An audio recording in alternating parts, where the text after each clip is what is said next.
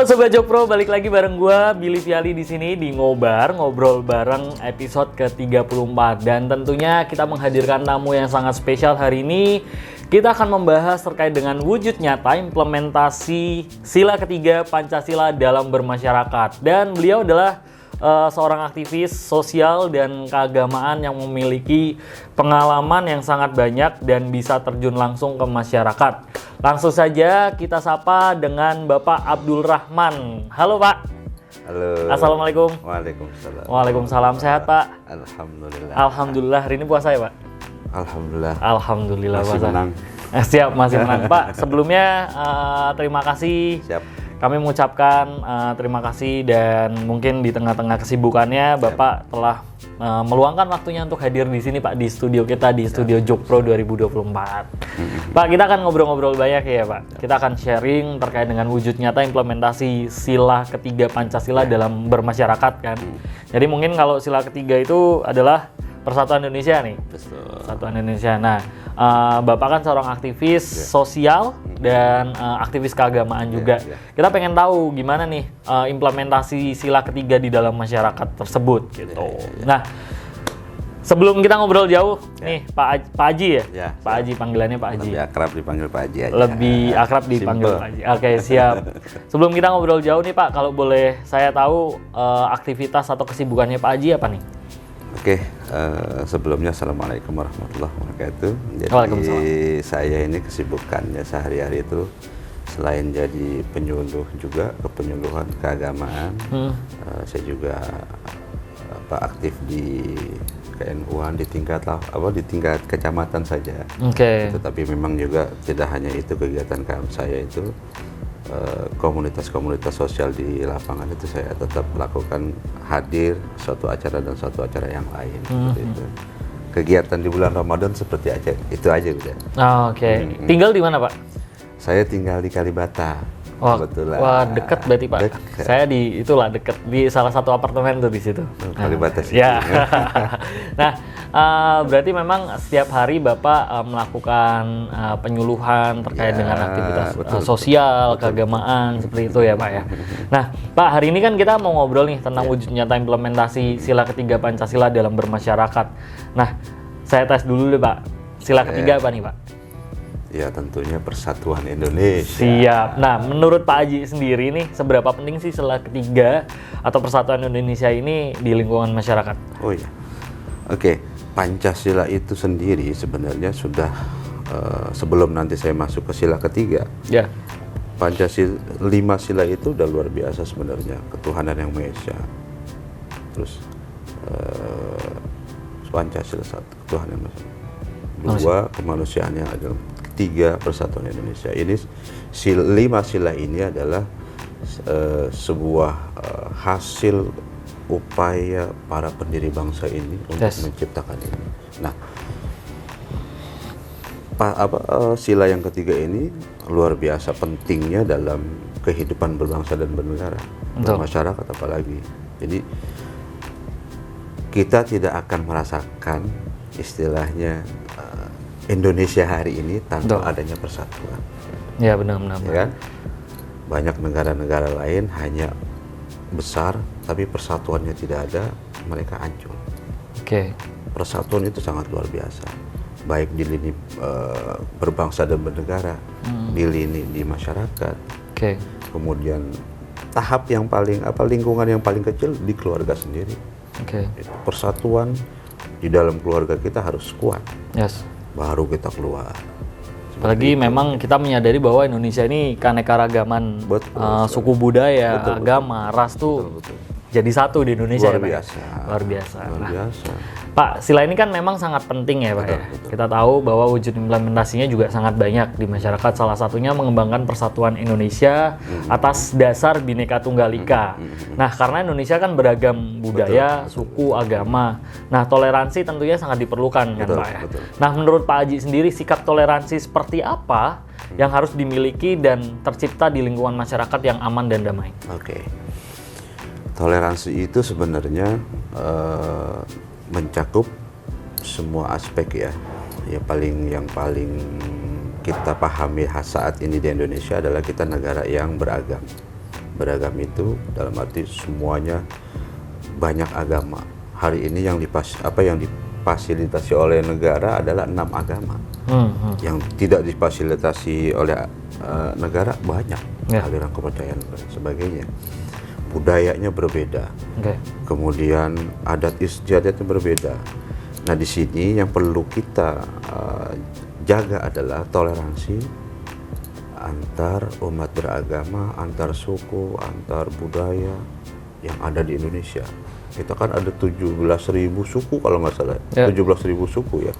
Jadi itu harus dijaga, dan toleransi yang baik adalah bagaimana kita tidak mengganggu satu sama lain. Mereka melakukan kegiatan ibadah masing-masing, budaya mereka masing-masing. Kemudian kita orang Muslim ibadah dengan tenang, orang di luar Muslim juga tenang, ya, tanpa ada harus campur tangan atau bahasa anak-anak sekarang itu jangan ngacak-ngacak negara agama lain gitu kan, seperti itu. Jadi kita beribadah sesuai dengan agama kita, mereka dengan agama mereka, kita ada. Jadi kalau saya tambahkan sedikit, dulu ketika orang tua kita, mungkin Mas Billy lahir tahun berapa? 97 ya Pak. 97, berarti ayahnya itu generasi ketiga berarti ya. Sama dengan orang tua saya. Ketika orang tua saya hidup dulu, mereka berdampingan dengan etnis lain, dengan non-muslim. Misalnya mereka olahraga bareng, jalan kaki bareng, bulu tangkis bareng, tanpa ada istilahnya perbedaan-perbedaan yang mendasar.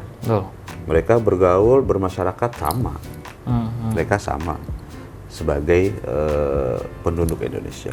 Tapi ketika waktunya beribadah, masing-masing melakukan ibadah masing-masing. Karena udah tugas dan tanggung jawab bersama yang di atas ya. Betul sekali, Mas Billy. Pak, toleransi kan memang hal yang sangat penting. Karena adanya intoleransi, perpecahan bisa terjadi ya Pak. Bahkan sampai ke arah kekerasan kalau kita lihat beberapa tahun yang lalu.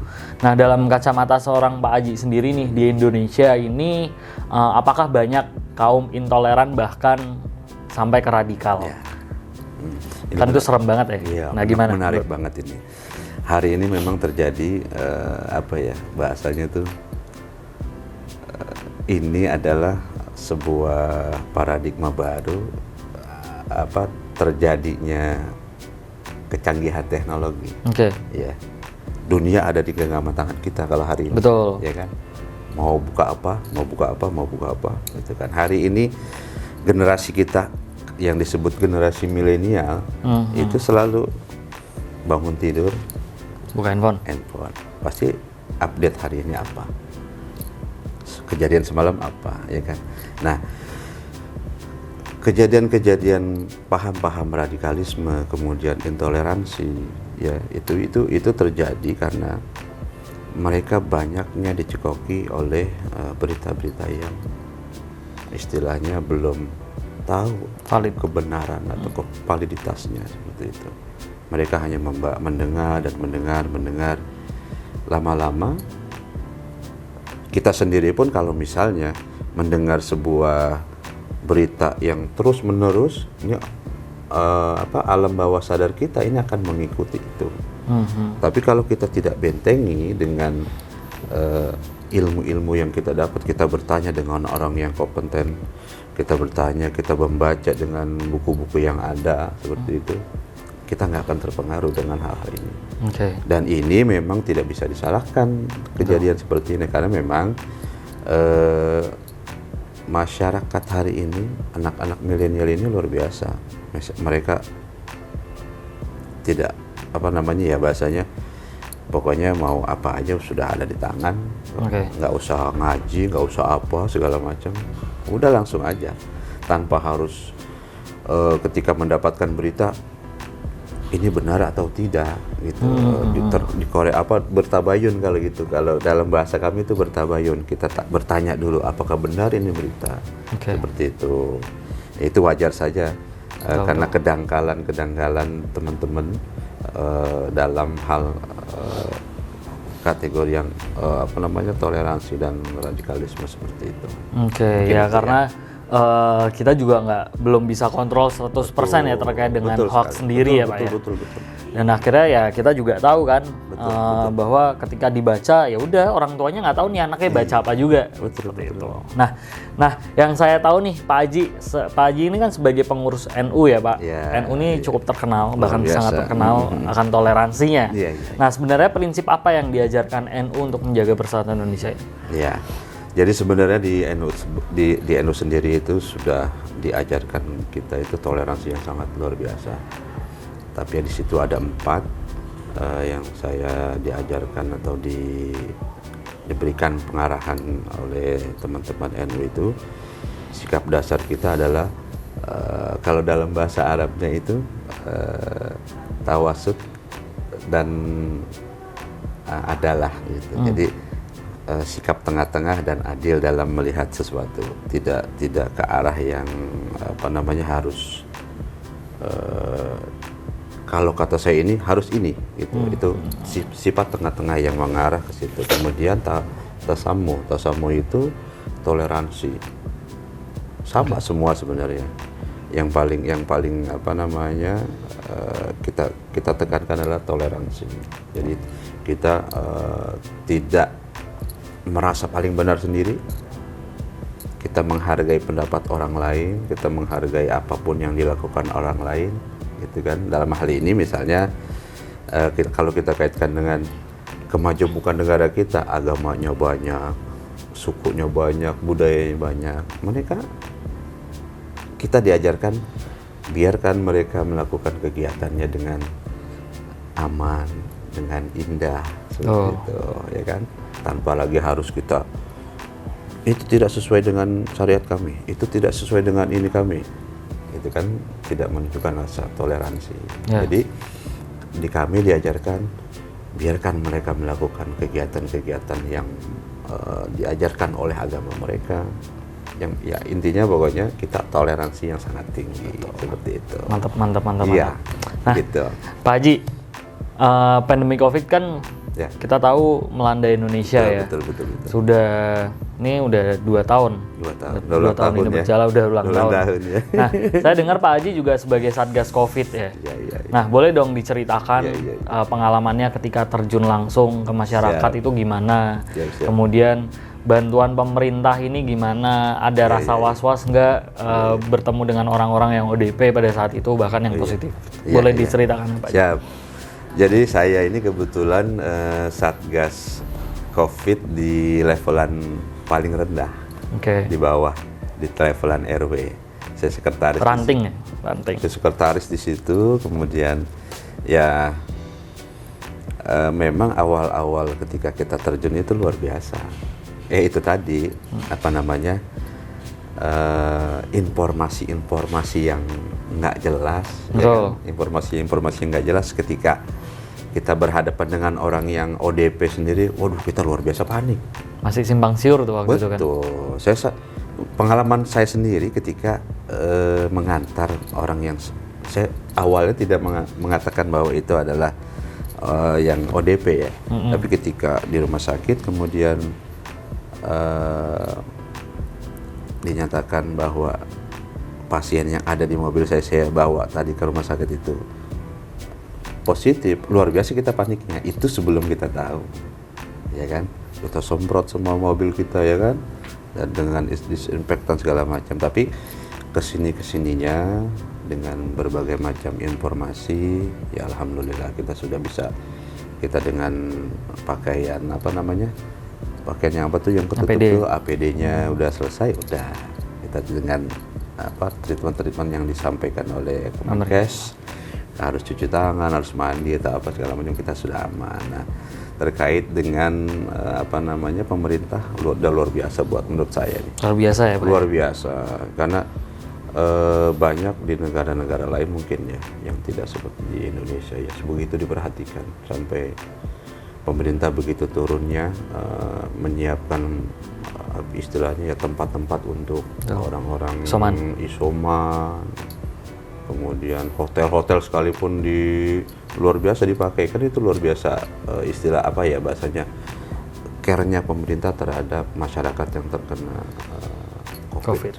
tersebut seperti itu. Karena semua hal ini berdampak ya Pak ya? Betul sekali. Luar biasa. Nah, Pak, sebagai relawan Satgas COVID nih, Bapak kan terjun langsung ke masyarakat. Iya. Nah, menurut Pak Haji, bagaimana peran pemerintah dalam menanggulangi pandemi kemarin? Terus kemudian dalam bantuan sosial nih, sampai ke vaksin digratiskan oleh pemerintah, ini gimana? Ya kalau menurut saya luar biasa, dan alangkah sayangnya ketika khususnya di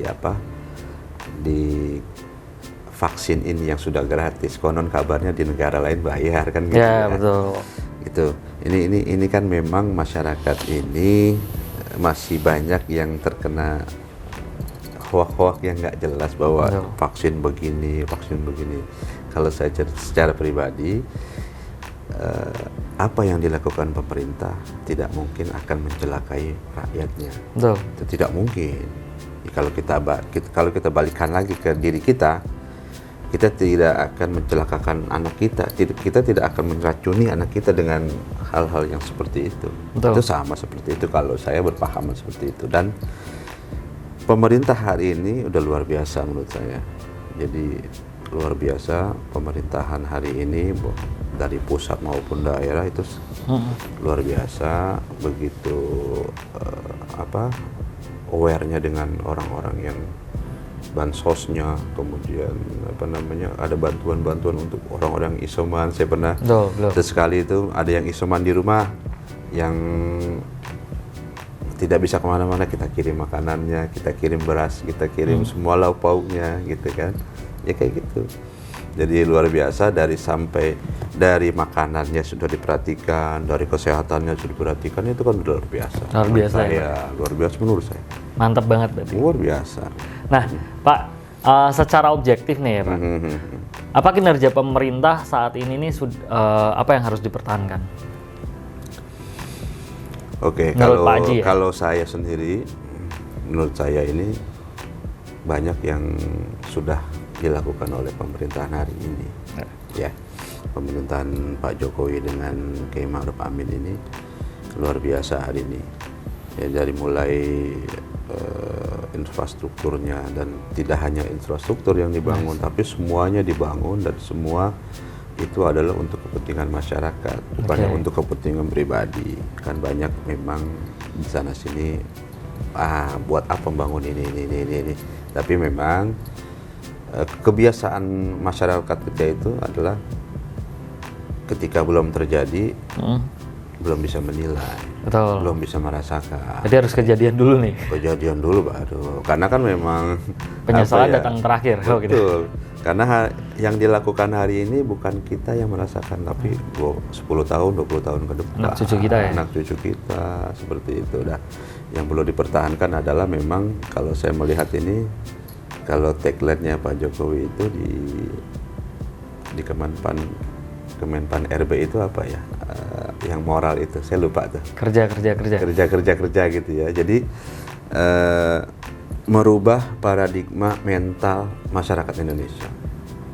Itu yang perlu dipertahankan. Karena mental kita hari ini dulu lah. Bahkan juga mungkin hari ini masih bisa terjadi. Kita itu melakukan sesuatu nggak mau susah, nggak mau tahu prosesnya, kan gitu. Hasilnya aja. Mau taunya hasilnya. Kita mau melakukan sesuatu, misalnya tolongin bantu untuk ini, tolong dong bantu gitu kan. Saya tunggu di rumah selesai.